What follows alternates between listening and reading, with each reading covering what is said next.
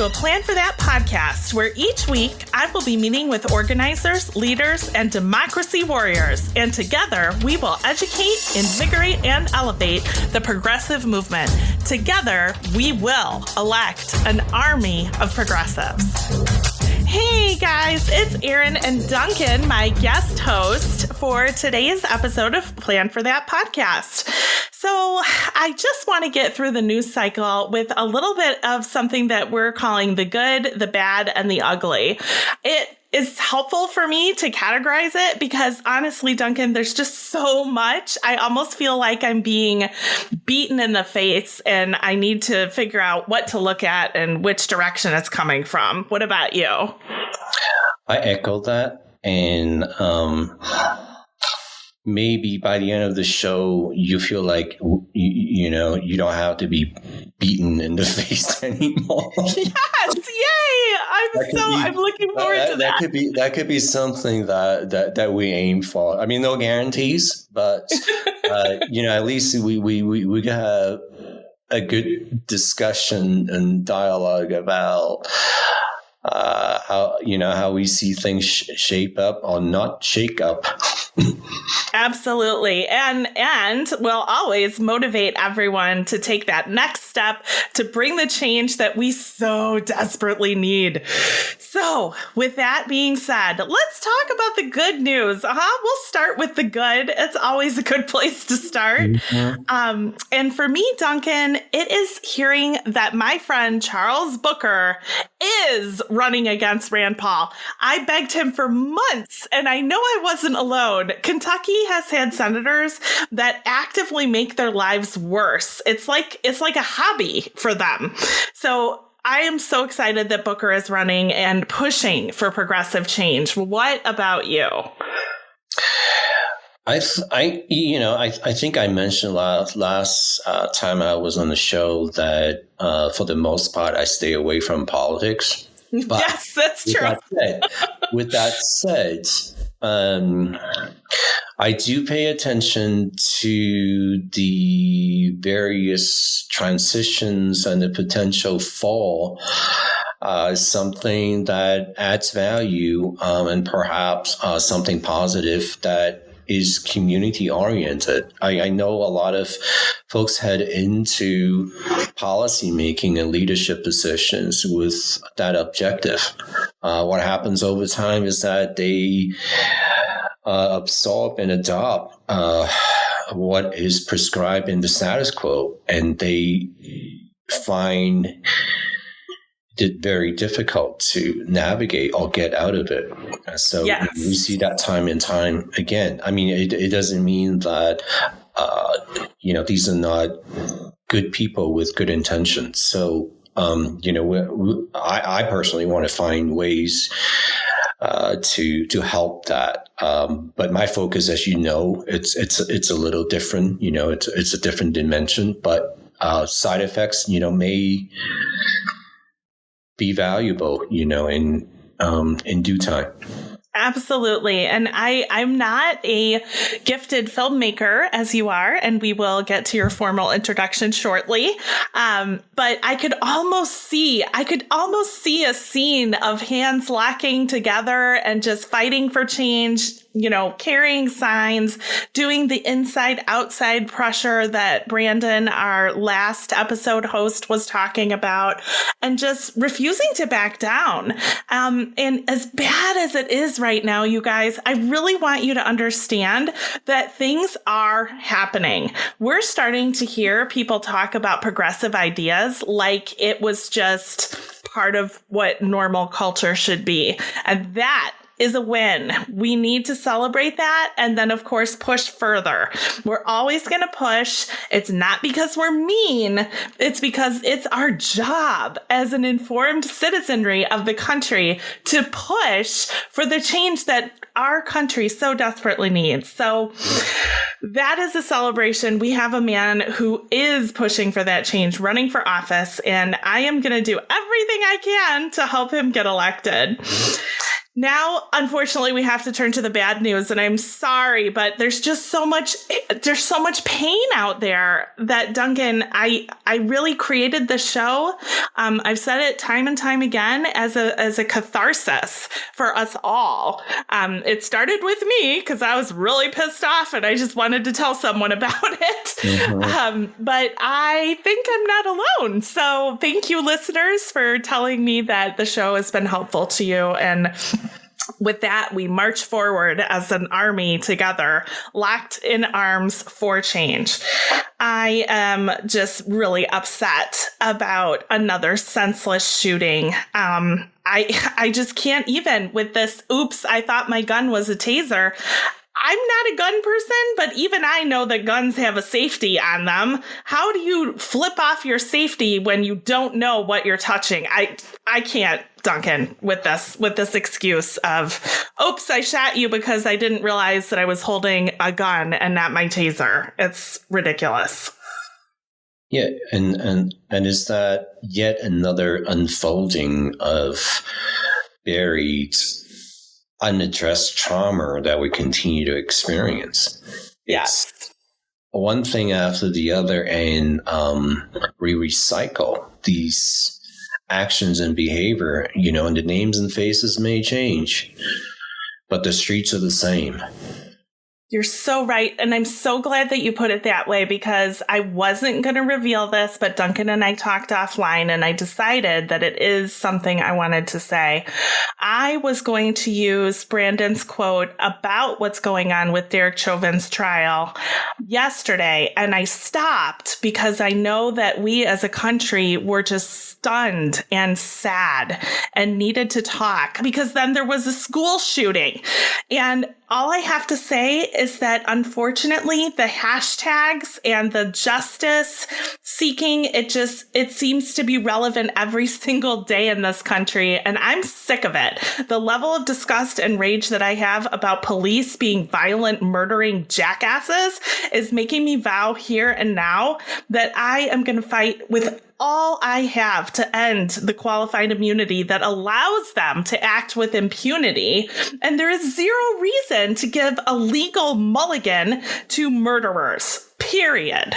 Well, as you alluded to, part of the complacency that is inherent in our status quo is the way the legal system performs or not perform. Right.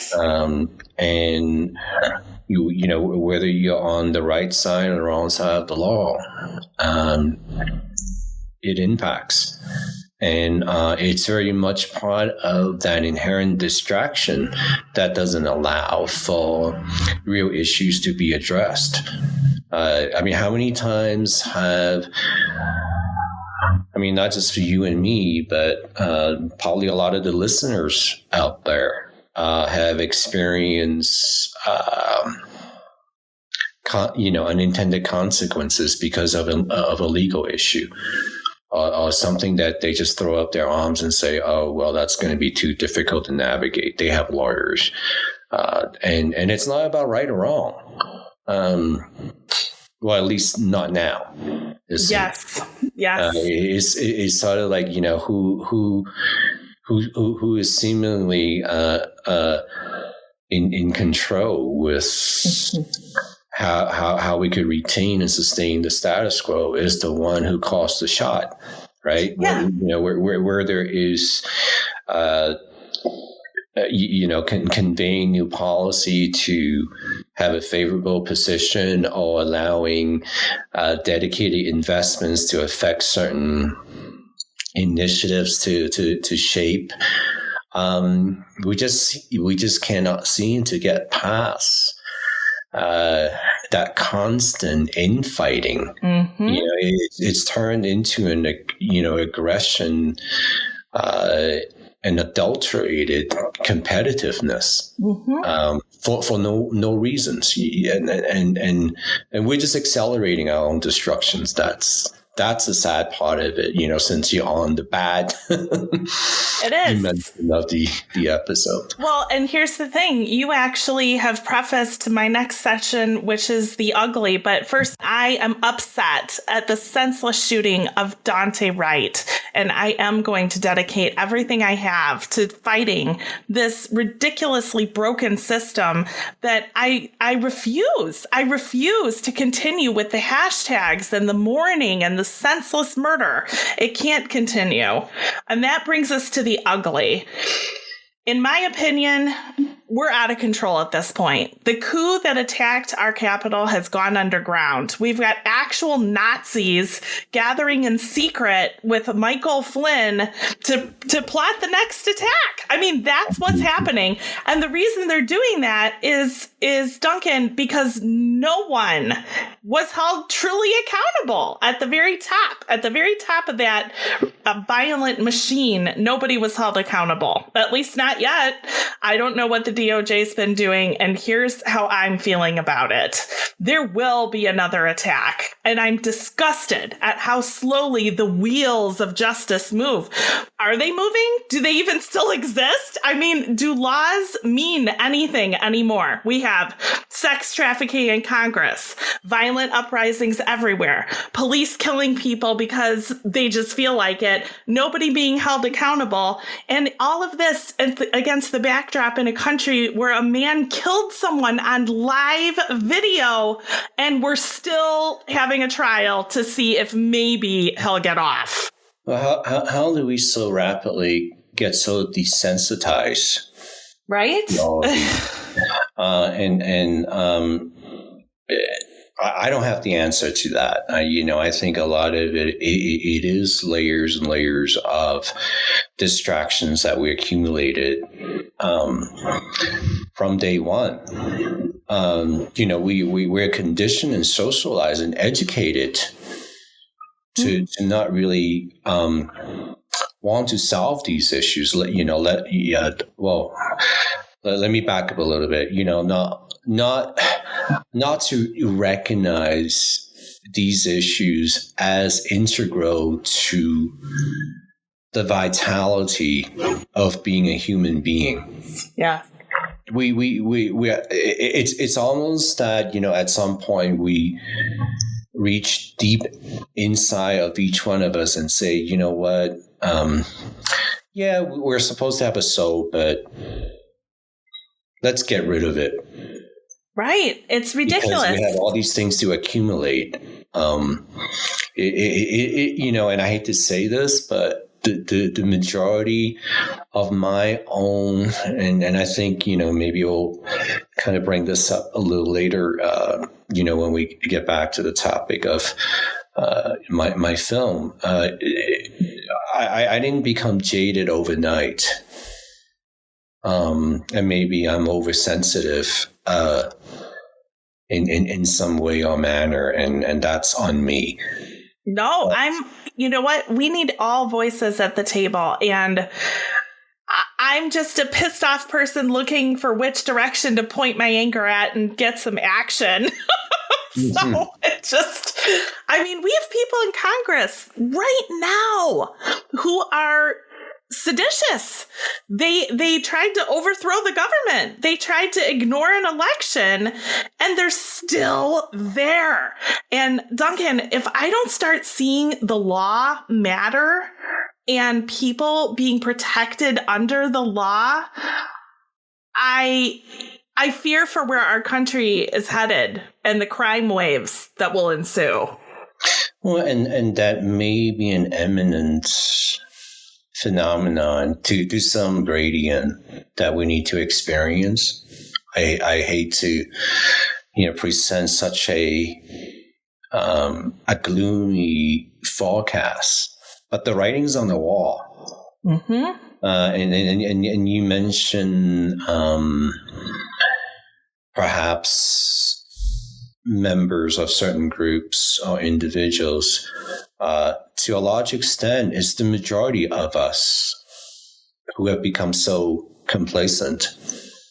And in some way, if we're acting solely or purely primarily on self-interest, yeah, these things are part of the collective that shapes itself, whether it's represented by a select group or a larger community, or, even I was just speaking with someone the other day that I feel that for the most part, most of us had, of course, 2020 with the pandemic, was devastating on many fronts, right? But in regards to unfolding a lot of the underlying trauma and issues that have affected us for the longest time, it didn't happen overnight. No. Coronavirus exposed a lot of these things and accelerated it. And we let 2020 go without really doing anything. I have to say, we're so complacent.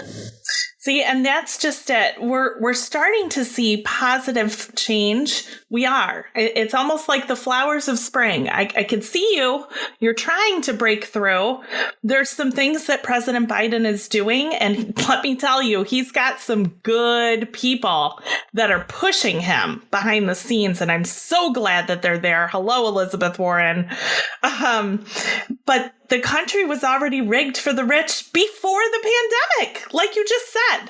So we just can't be complacent, and we cannot go back. When I hear people say, let's get back to normal, normal was broken. We can't go back to normal. We have to reimagine. And that's where exactly. And that's my point. Yeah. About the lingering complacency is that we are so attached to what we consider to be the security of the previous normal that the confrontation we have right now of an unknown future and how we could shape it is very worrisome and fearful, and we continue to act that way. It's easier to go back to the comfort zones, right? It's sort of like, maybe this is a good time to bring up how different industries and the dimension of work is shaping up, post 2020, right? We just we sit here, mid of April. We had 3 months into 2021, and there's some buzz about economic recoveries, but the bottom line is that is primarily driven by enterprises like Amazon reinvesting and re-strategizing, where they could get, further their foothold. And I don't mean to pick on Amazon alone. Oh, I'll pick on them with you all day. I'm upset. Here's the thing. I have a buddy, Will, who is originally from Alabama. He left because he could no longer stick around and watch his cohort and friends and family continue at a pace where they were subjugated and in some way maybe perhaps resigned to be an indentured servant to these companies that previously became the vertical chain of major industries that migrated down to the South, including the automotive industry, right? So, they use the lingo that, we're bringing back manufacturing, blah, blah, blah, blah, blah. But guess what?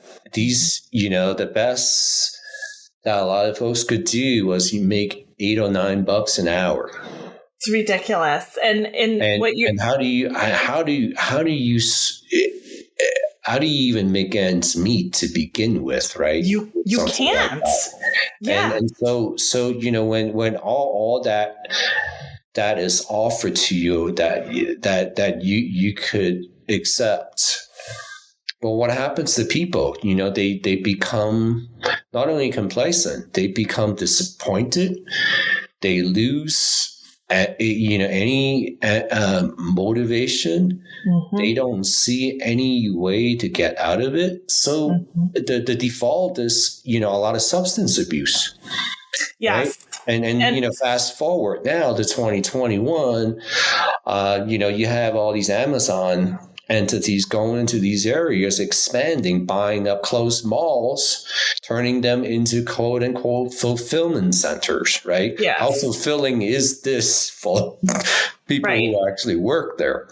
Right. And I'm so glad that you brought this up, because there was something you said in there, and I don't want to lose the thread because it was powerful.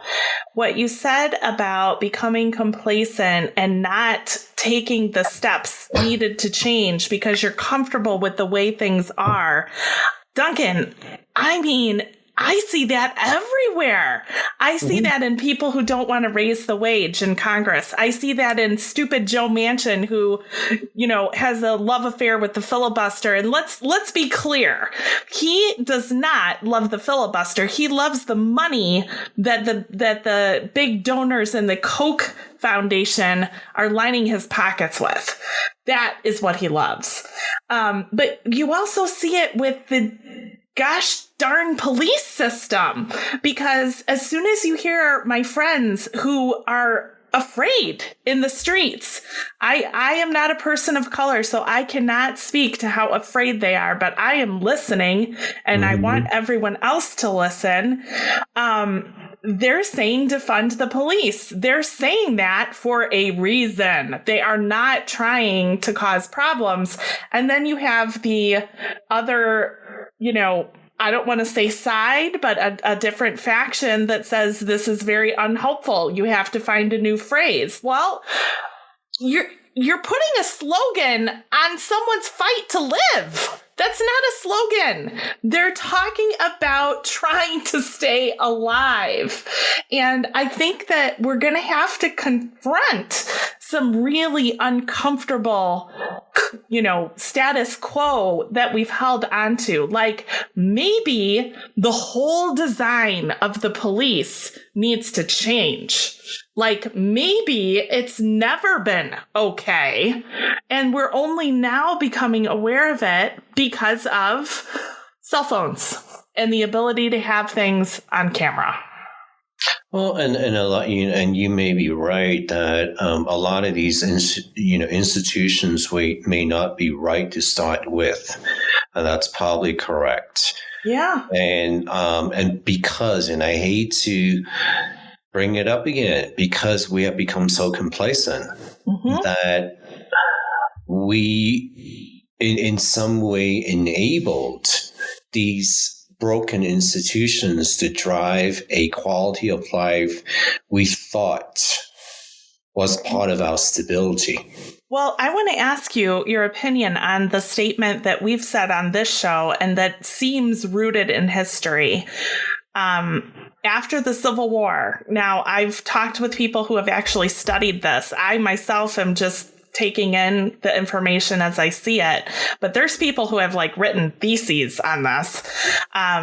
We didn't go far enough. It's almost like we said, okay, the war's over, but we don't want you to feel bad, so we'll give you, pretty much everything you're asking for, to the side that wanted to keep slaves.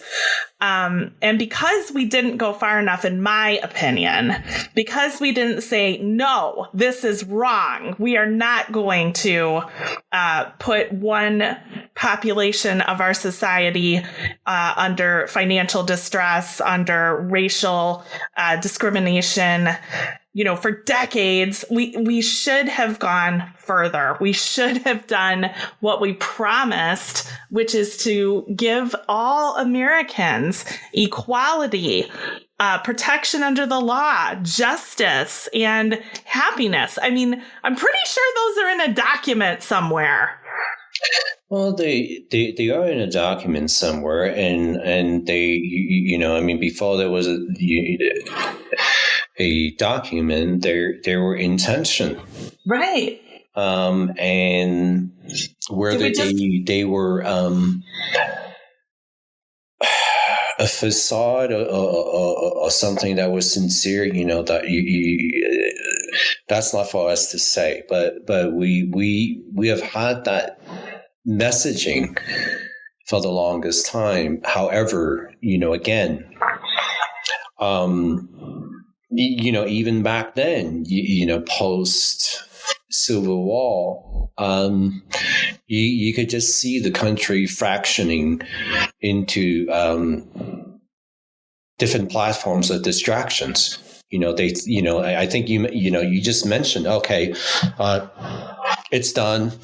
We solved the issue. We're going to move on, and then we just don't. We keep doing that. Yes, we still do that, and I think that's the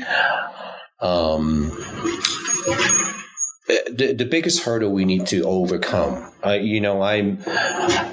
I'm all for activism, bringing issues and having discussions, but we got to get past all of that. Mm-hmm. We have to, find a way to commit to something that actually has a value and a quality. Yes. And you're exactly we can right. say all the prayers we want. At the end of the day, if it's still the same old, that means that we haven't done, or at least we haven't done enough.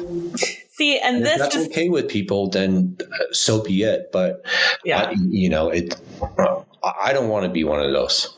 No, and this is why I fight on a daily basis to elect an army of progressives, because, Duncan, what you're talking about is my love language, to quote a wonderful leader that we have in Miss Ayanna Pressley. I have to have people who are willing to say things that are uncomfortable because they need to be said, and who are willing to put forth legislation that seems unpopular with, big donors in Wall Street. Meanwhile, 90% of America actually wants what they're talking about. So I am very excited to just give us a quick break here and hear about Charles Booker. There are a ton of progressive candidates that I am super in love with. And if you follow me on Twitter at Wellness for You, that's Wellness, the number 4, you 13, you will see who they all are. But right now, we're going to spotlight Charles Booker. Stick around. We'll be right back. They called us a long shot.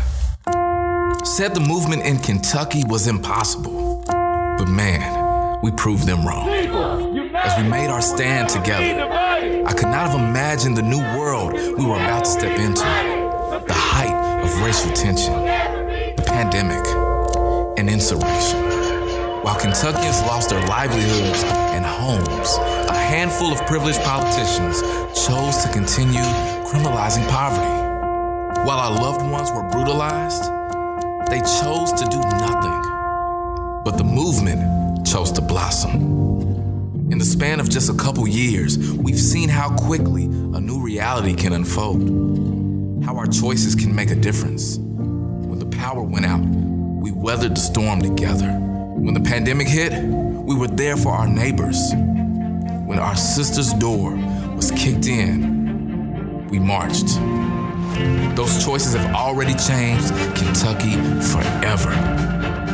Those folks building walls between us, they're scared now. They saw how close we came to shifting the scales. Our forward motion, knocking them on their heels. And they'll stop at nothing to drag us backwards. They'll lie, they'll cheat, just to keep us from the polls. So our next move is one we must make together. It's a choice to adopt a Green New Deal for Kentucky and ensure a healthy planet for generations to come. A choice to guarantee quality health care for every man, woman, and child. A choice to ensure every person in Kentucky has more money in their pocket. A choice to move mountains and build a society where we all go to bed nourished. Where we can all rest easy without worrying about our front door being busted down. Where we come together, united, from the hood to the hollow. black, white, brown, to live in a commonwealth where everyone can thrive and reach for their God-given potential. That future is our choice.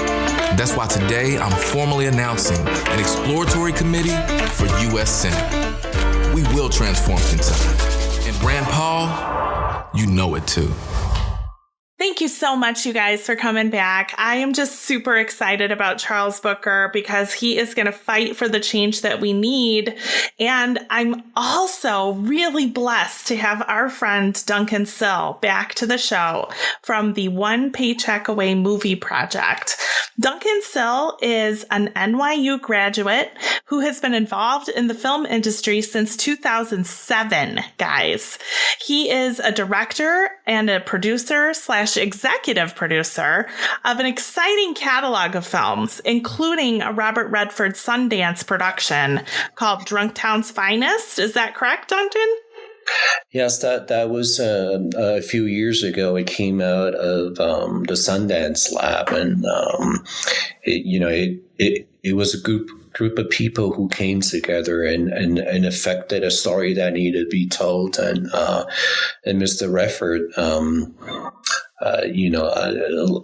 lend his expertise and enthusiasm in getting that shaped up. So, we were fortunate to have the opportunity to work on a project like that. And some, the director, Sydney Freeland, she's gone on to develop herself into a very well-respected director in her own right. So we still stay in touch with some of the folks, and we want to see more good things to come from a lot of people.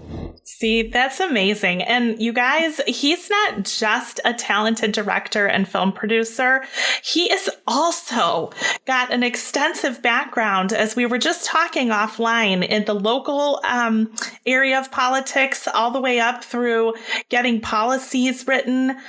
He's got a background in economic, natural resources, and community development experience. So the intersection with what we're talking about, bringing change, it just couldn't be more blatant. And I'm just super excited to hear about what's going on with the project that you're currently doing called One Paycheck Away. Yeah, Erin, thank you for that introduction. I'm humbled, and I think I've been fortunate to have opportunities throughout to not only observe but directly been involved in major activities throughout the country, and learn from a lot of different folks. Now, with that said, it was also a evolution of finding out for myself as well as for others who are supposedly been affected by these actions and initiatives that I've been involved with, whether or not, they gained anything from it or were impacted in certain ways. And I could be completely front and center and honest with you right now that the majority of these activities did not lead to real benefits. They oftentimes fell on false premises and promises. And I, through different times, trying to find ways to renegotiate that observation. But almost every time it came back around, that a lot of these things that were conveyed and articulated were not achieved as they were originally promised. There were a lot of unintended consequences and side effects. Let me just pause right there, because I have to ask you, and this is our favorite pet fight here at A Plan for That. Is it dark money? Because it sure feels like dark money. Well, I think it's not just about money, for a lot of these unintended consequences. From what, where I witnessed. I mean, certainly that is a part of it. But during a lot of these events and episodes, I really couldn't put a pulse or articulate, until now. And then that's the reason and the accumulation of why I am committed to do One Paycheck Away. Not because I just, throughout, these number of years, became jaded. It's not really, I am jaded, I have to admit, but it is about the accumulation of how everything comes together and just retains the status quo in a way it serves self-interest of select groups. And these groups may change over time. They may not be the same people, but the intention, the principles, and the applications remain the same. So do you have a character that is okay with you describing kind of what you're talking about, just to give our audience kind of a feel for what they can expect when the movie does come out? And I can't wait for it to come out. Yeah, and I think I'm going to bring up our key character in Louisiana.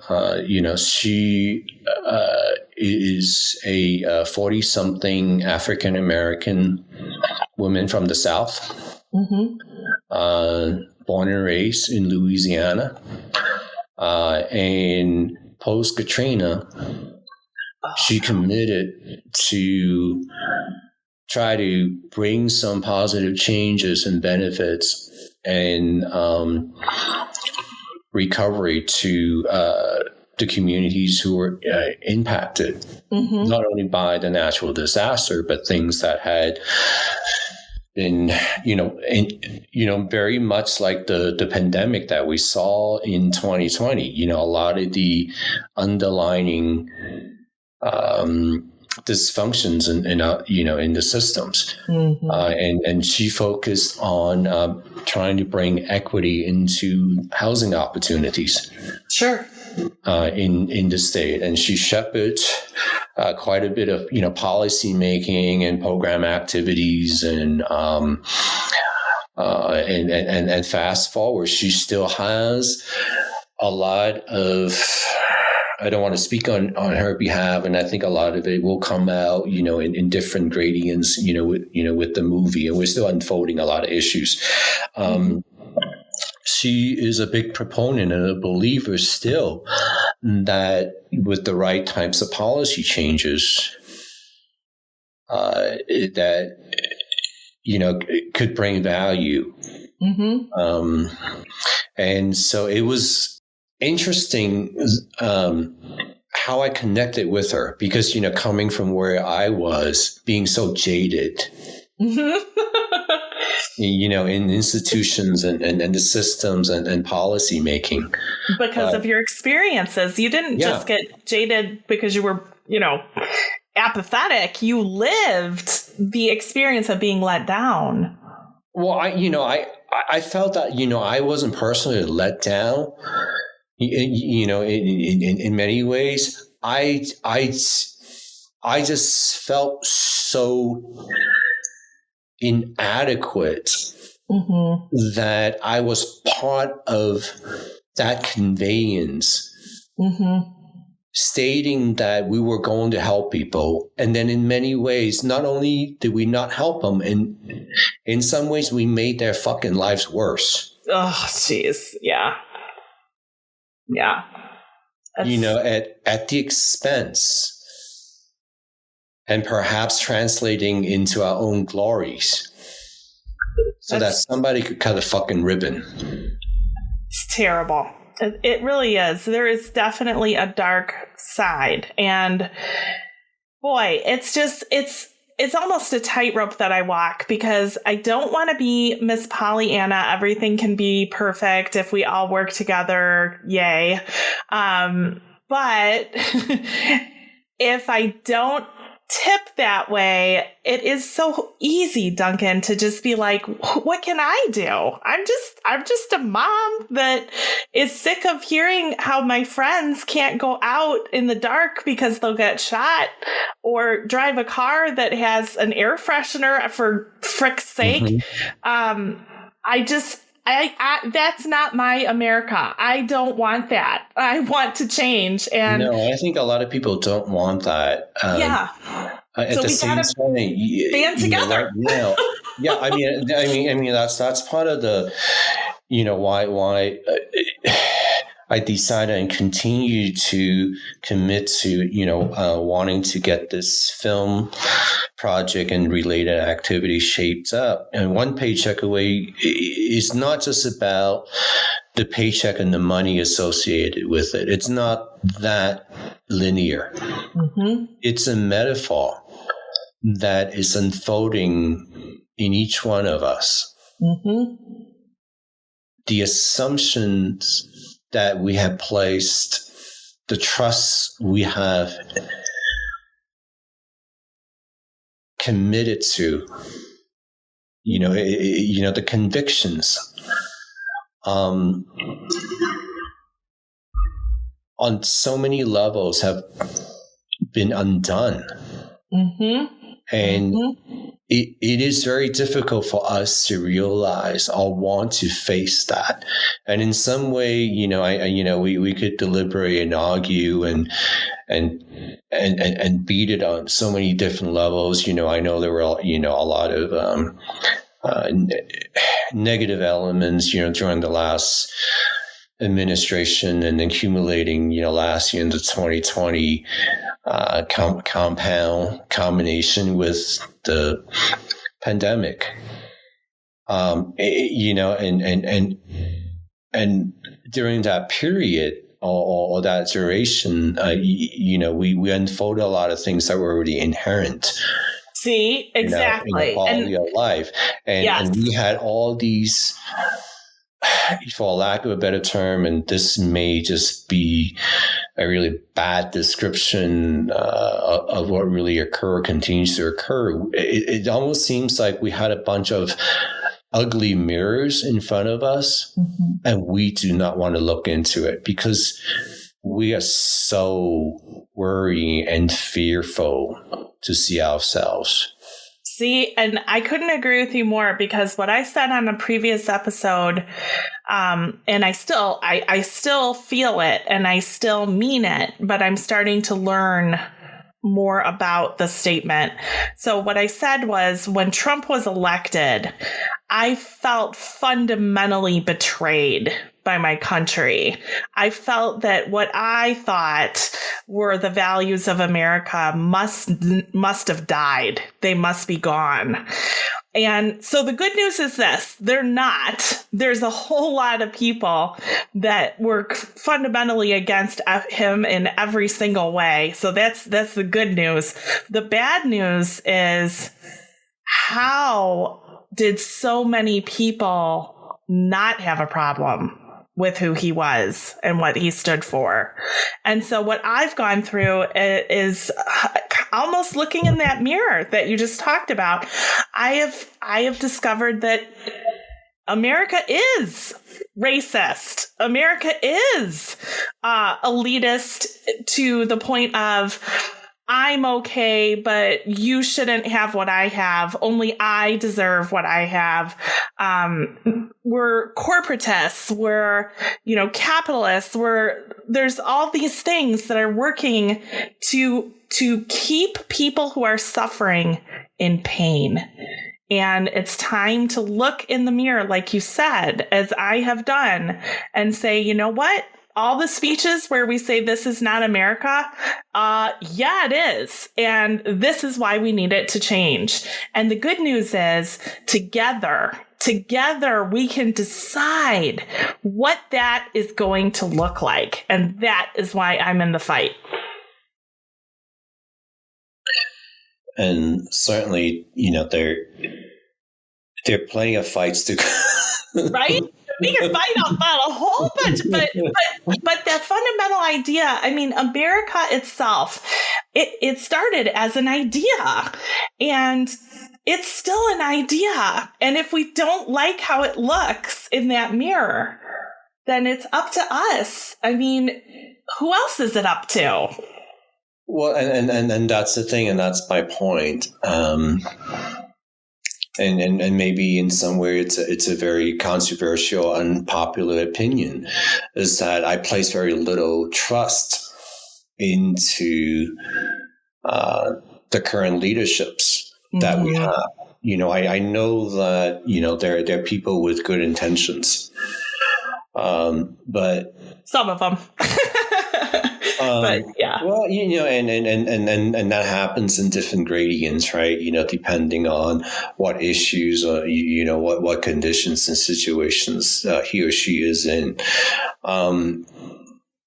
The bottom line for me is that as a collective, for the most part, we continue to act with primarily self-interest in mind, not in a good way. No. I agree. And until that changes, it doesn't matter who our leaders are, because they would be a reflection and an extension of that. Mm-hmm. And we need to start from somewhere. So one of the things that I focused on, or continue to focus on, in the One Paycheck Away documentary is. What does it mean to have a quality of life? How does that translate into the daily extension of activities we engage in, right? You're a mom. Mm-hmm. I think you mentioned you have a son who needs care.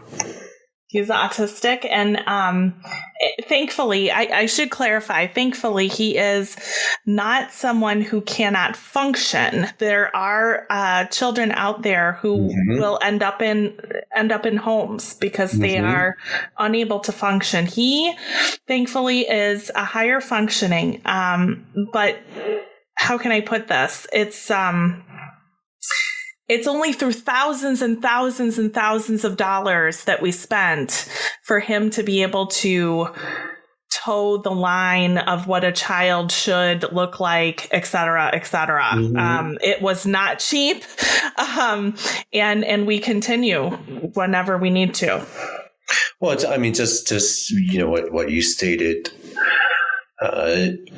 in that condition and framework, what you had to do, it is not even just about the money, right? You had to go and raise the funds to achieve certain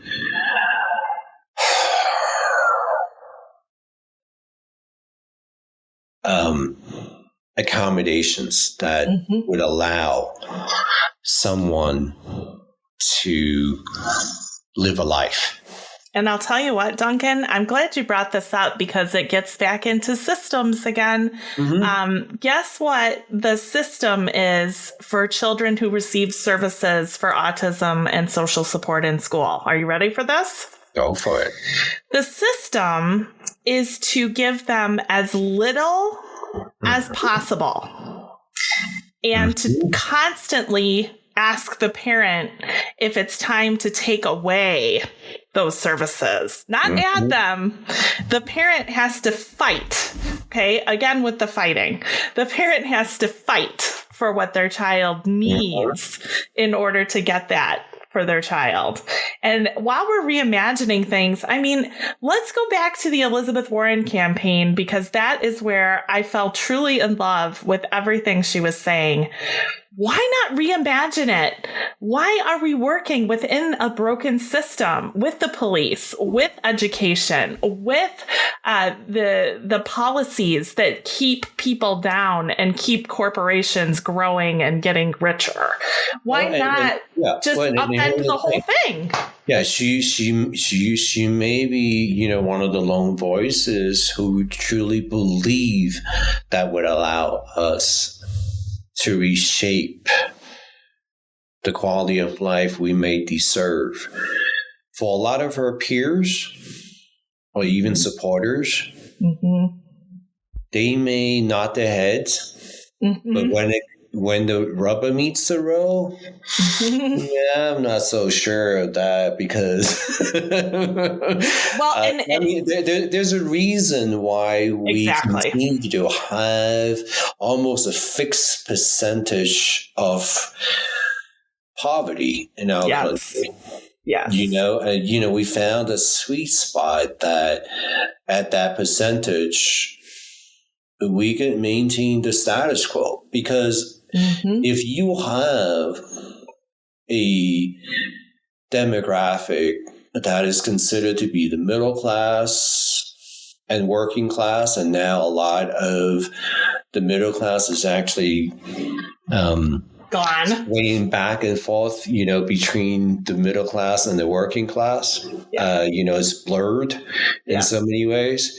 And you make most of those people fearful that they're going to drop into poverty. You could control them. Yes. Thank you. Okay. This is where I get to with the dark money. I'm gonna sound like a nut here, but I trust that Duncan won't call me names because we're good friends.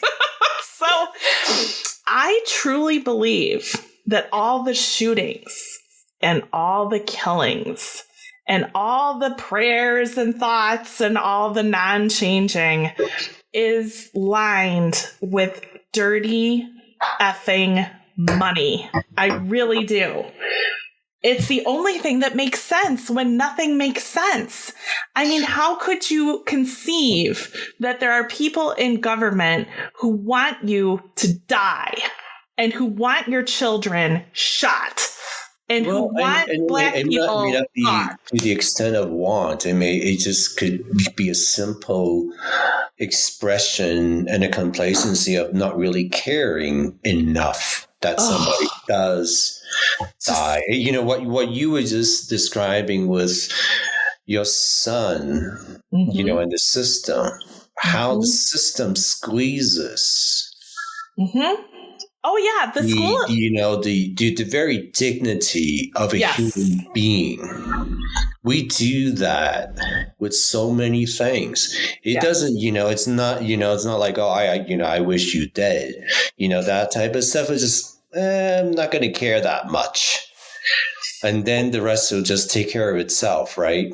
And money becomes, almost this token, this symbolic gesture that is marginalized in some way because it's still an object, that is, perhaps laced with so many different 31 flavors of ideology, however you want to stack your cone, right? And put some sprinkles on. Yeah. And here's what I've been learning. And I'm so glad to talk to you because you have the actual experience that I lack. What I'm learning is that these dark money makers and givers, they don't just donate to Republicans, you guys. They donate to both sides. And in my vision of what's happening, that is to stop the status quo from going away. Am I right, Duncan? Well, that's a major factor because one of the things that I'm unfolding in my film project and related things is to try to open up the transparency of the zero-sum game. Yeah. And what you just said is very much part of that. And I hate to pick on an institution like PBS, and it's going to be controversial, and I don't care because I'm going to pick on, something like that. We're here without judgment. We're here to have a conversation. Look at the programming and then look at the sponsors. Follow the money. Follow, what is permitted to be articulated and conveyed. See, and this is how I feel with the media in general. And I'm gonna age myself here.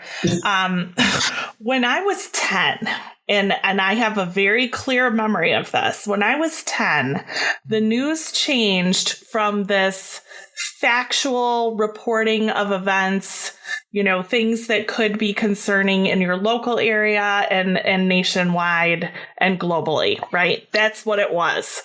All of a sudden, Duncan, I kid you not, it happened overnight like a switch. All of a sudden it was murder, mayhem, shots fired, film at 11. And I said to myself, it's not just at film at 11, it's 24/7.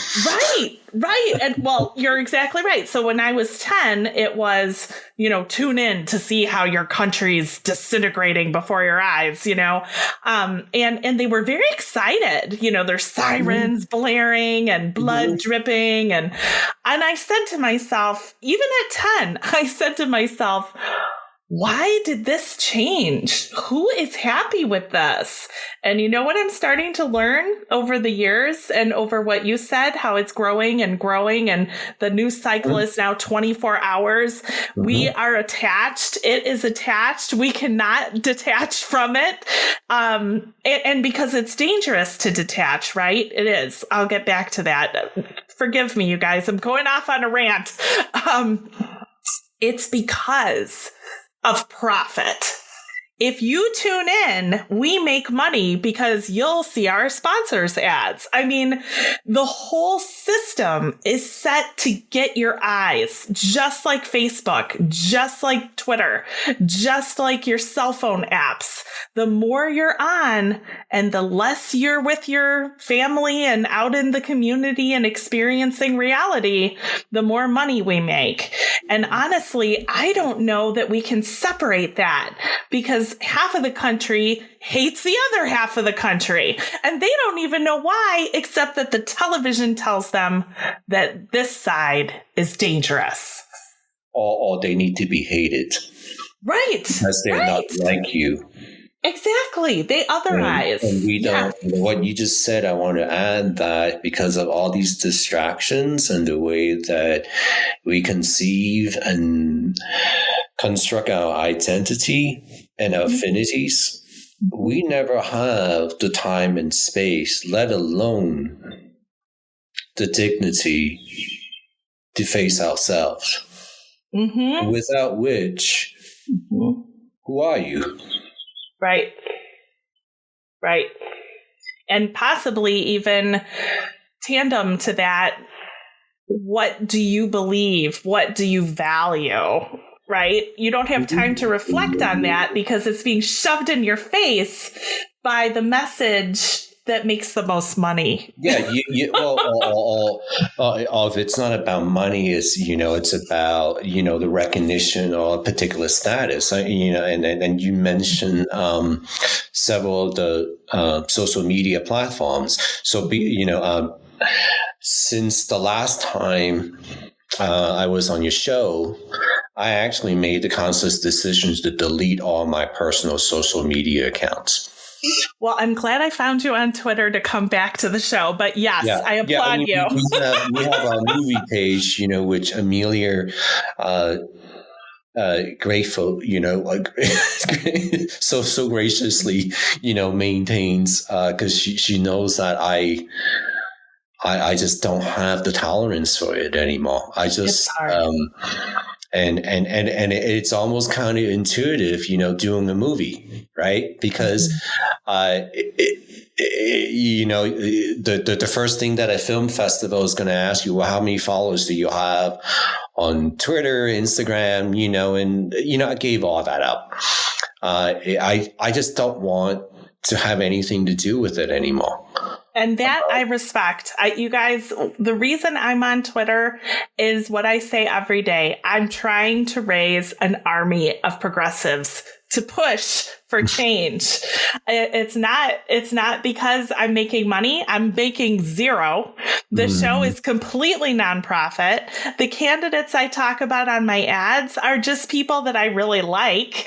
We don't get any kind of donations or anything like that. We're completely an informative show and completely a show where people can come together and have these conversations that frankly are out of mainstream media, and they're out for a reason. Well, for the main reason that if more and more people want to have these types of narratives, that means that the mainstream will have to change. Thank you. Amen. And they do not want to. That's the bottom line. It's that simple. They see it as an affront to taking something away from them. It's not. My sole purpose of doing all these things, I'm not making any money. I have to scramble and do different things, to pay the bills, and maybe one day I won't be able to, and that's okay. I will find a way, to go on.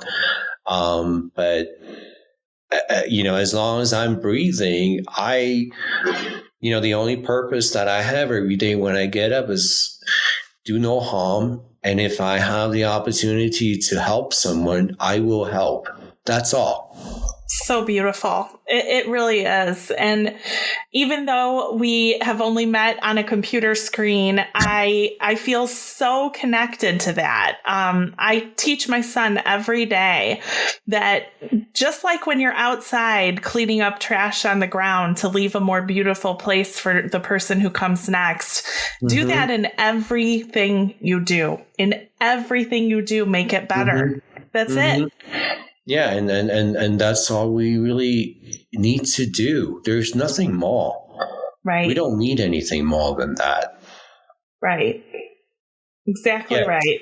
You're making me tear up here. I am just.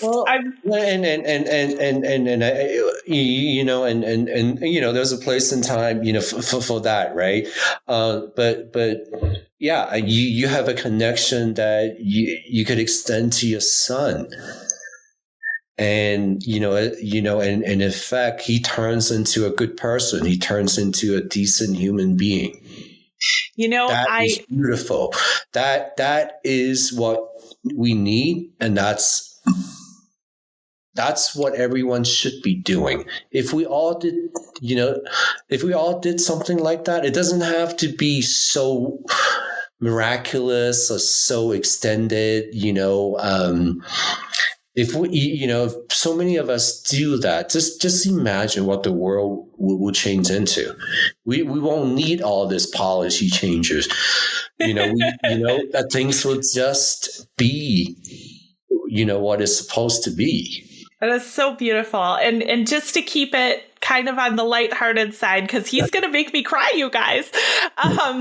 Just to keep it on the lighthearted side, Max actually said the other day, I want to elect people who think of people and not their pockets.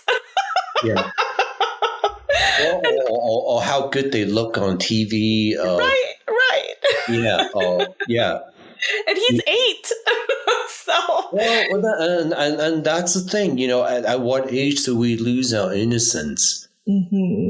That, we start to regurgitate, what is prescribed. Well, and I think, your son, Max, I would do your best to allow him and to cultivate his innocence and maintain that as a human being. I totally agree with you. And one of the big positives, because there are positives to having autism. There really are. It's hard to see them sometimes, but they are there. And one of the main positives that I've seen in my son, because every child is different, regardless of if you're neurotypical or not. With my child, he is without pretense of any kind. He does not understand social agreements or games. And I'll just give you a quick example so that you guys know what I'm talking about. When he was real little, people would say, "How are you?" which is something we as a society say. And he came to me, I'm going to blow your mind with this. He came to me at age 3 and he said, I don't understand this question. Mm-hmm. I am not a how. I am here. I am me. And, at first when you're hearing it in the hubbub of your day or whatever, you're thinking, huh?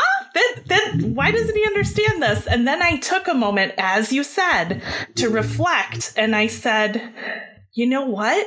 He's right. Society is wrong.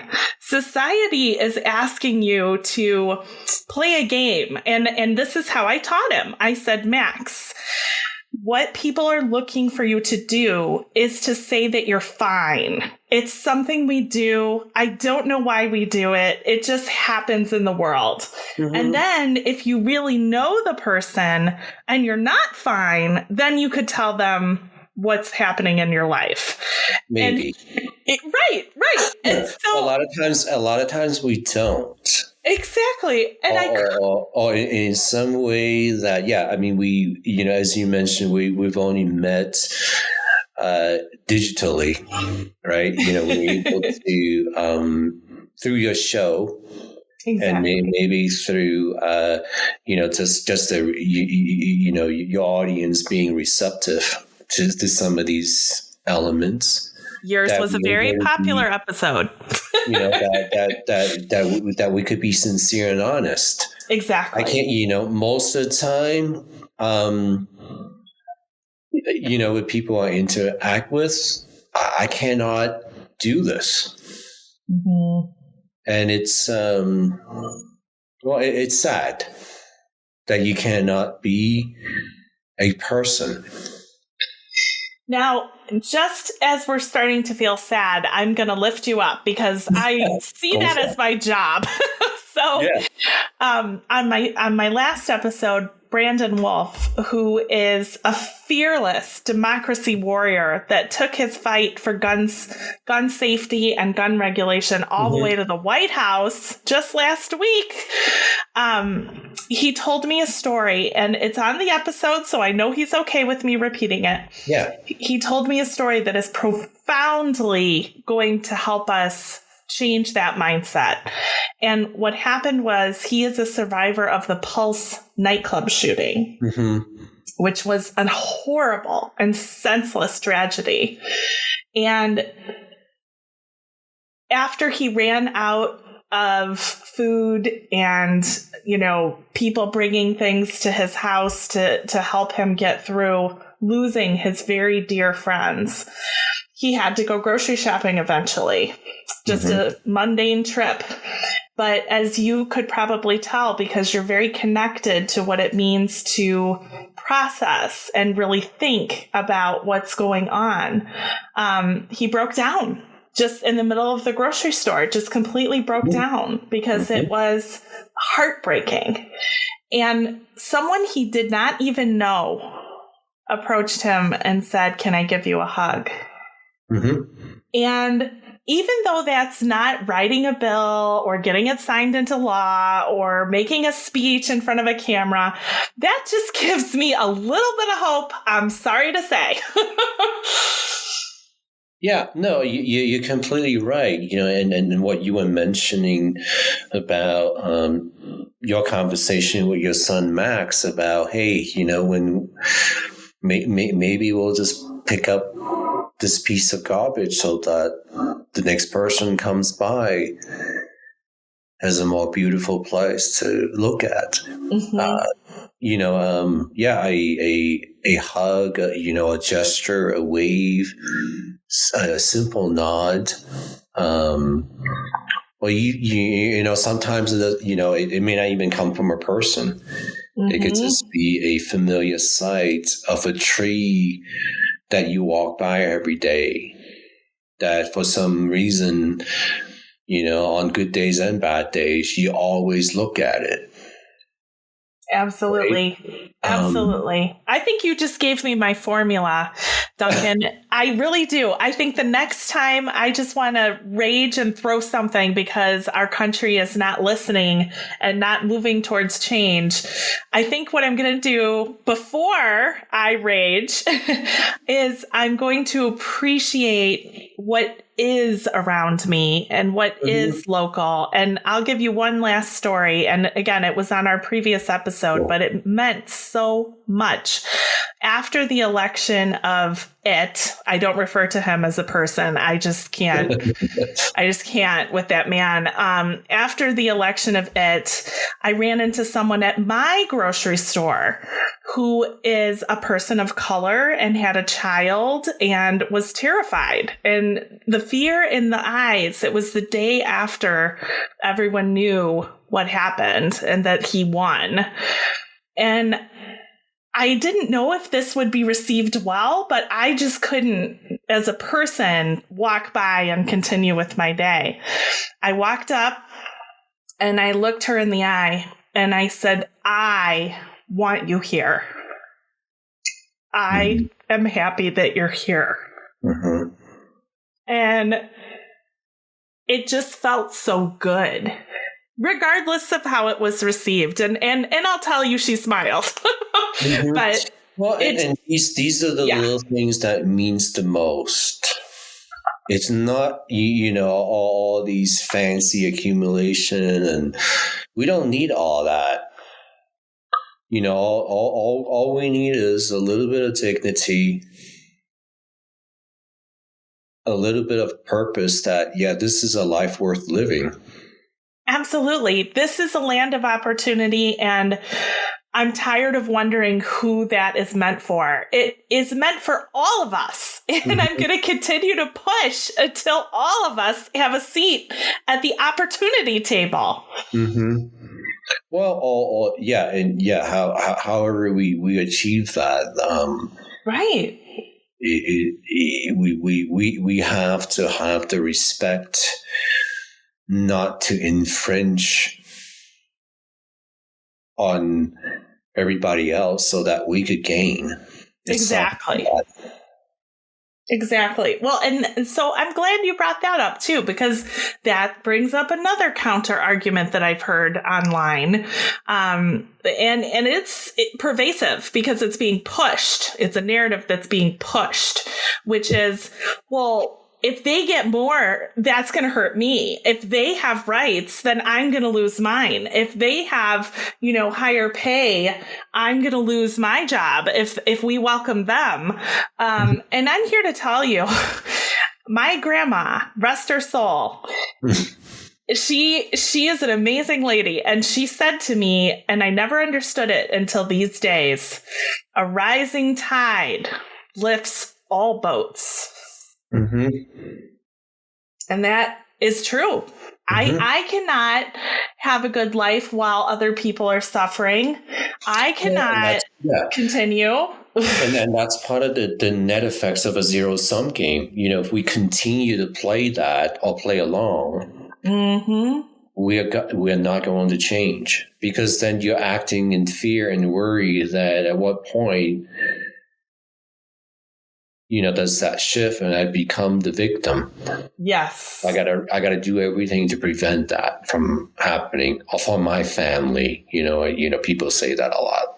Yes. And it shouldn't be about that. No. And I'm here to tell you, if I, as a small business, can't afford to pay someone $15, then I probably am not a successful business. And I'm a business owner, or I was before COVID ruined it. And I paid everyone $45 an hour. Now my industry is a little different. It's massage. Sure. There's a lot more money in that than some of the other industries. However, I would never not pay more than a decent wage, more than a living wage, something that felt successful. Because if they're not feeling successful working for me, frankly, they're just going to find somewhere that they do. Yeah, or come in and do a half-assed job. Right. Exactly. And I actually made the decision to stay out of the small business, because here's what I will tell you. as a small business fighting against, and here it comes, big box operations that have multiple billions of dollars worth of advertising in the mainstream, and everyone who's watched a TV ad for Massage Envy knows exactly what I'm talking about. The little people, the craftsmen, if you will, are stamped out. That's what happens, and it's a little sad. And we, the institutions support that. And in many ways, the policies are written that way. So it goes back to how do we shift that where it's accountable to the masses and not just to whoever accumulates status and privilege. See, and I'm so glad that you're getting the message out, because just, again, very, very quick personal story. I went to a job fair trying to attract people, and there was Massage Envy right over there, because they're at everything. And I was polite. I don't feel it's professional to berate one business over another in a public function, but I did put everything very succinctly. After Massage Envy did their, display and what you can get and all this kind of stuff, I said, that is impressive. And I said, but here's what a mom and pop like me does a little differently. I don't spend hundreds of thousands of dollars putting my name on everything that you could hold, a pen, a cup, a bag, But what I do is I take that money and I put it in your pocket. That's what I do. So if you're interested in a career that can actually help you attain the money that you're looking for, come over here, because I haven't spent it all. So it worked. They did come on board with me. Right. Yeah. Well, it's we shall see, what the next thing is. Right. One step at a time. Exactly. And we can do it together. I know that this is a trite message that we hear from the White House. But if we truly hold each other to this commitment for change, then yes, we as Americans together can accomplish anything. It's when we become complacent, and I love that you're using this word because it is the most definitively perfect word. That's when the problems happen. Am I right? Absolutely. And we have to have that reflection almost on a daily basis or every moment. We have a choice. I so agree with you. I'm so blessed to have had a time to talk with you again. You are always welcome on the show. Yes, thank you. And please, Duncan, will you tell our listeners, and we'll be pinning this to our Twitter account, Plan for That podcast. Tell us where to find information about the movie, information about you, people that might want to contact you to tell their story, perhaps. Oh, absolutely. We definitely want to, include more narratives and be able to share everyone's perspective, as the stories unfold. The best thing to do is go on our website, because that links, into the other social media platforms as well. And you could contact us, through those means. And that's onepaycheckawaymovie.com. Yes. And I am so excited for when that movie is slated to be released. Don't kill me, but I am going to put you on the spot a little. Is it coming soon?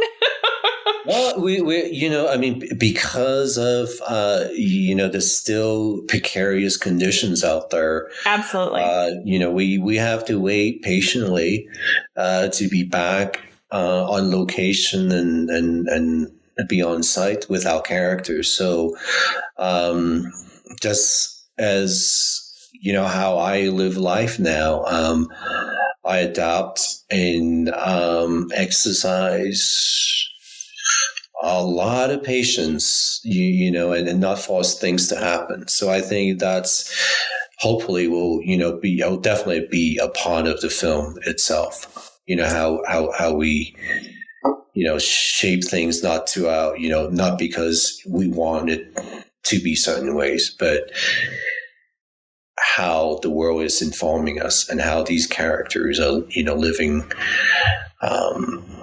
their lives respectively. Absolutely. I'm going to be particularly interested for reasons that are quite clear in our news cycle. I'm going to be particularly interested in who is feeling the recovery that we are hearing so much about. Mm-hmm. Yeah, because it's not a lot of us. To be continued. Yeah, I'm still jobless. How about you? But yeah. Well, and the thing is, as I mentioned earlier, one paycheck away really isn't just about the paycheck or the money per se.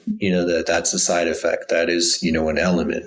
Mm-hmm. The metaphor behind one paycheck away is the more critical component of how we place trust into what we construct as perceived stability and security. And when that is becoming something that no longer is reliable, we have to change. That's right. That's exactly right. And I hear my dad's voice in my head right now. I was so excited to buy a car when I was young. And guess what he said, Duncan? I plunked down my money and I said, look, I finally earned enough money for a car. And he said to me, and I know you're going to laugh, he said, do you have money for when the car breaks? Mm-hmm. And I said, no, I don't. And that's the reality that, I'm making a joke, but that is the reality that we're talking about. Where it's the fundamental reality, and and along the way, we should be laughing at ourselves. Definitely. Well, thank you, Erin. Thank you so much, my friend. It is always a pleasure to talk with you. And same here. Have a great evening, and to be continued. Absolutely. You take good care. You as well. Thank you. Bye. Bye.